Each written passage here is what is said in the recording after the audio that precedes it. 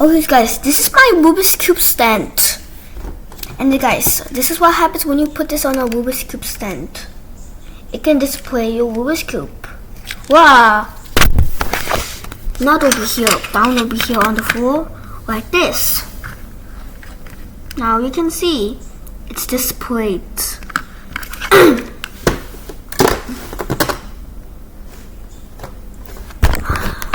But guys, thanks for watching the video, and guys, make sure to subscribe, or else we might reach 800 subscribers really slow. It's not gonna look good for us. So guys, subscribe, and I will see you soon. Thank you, bye.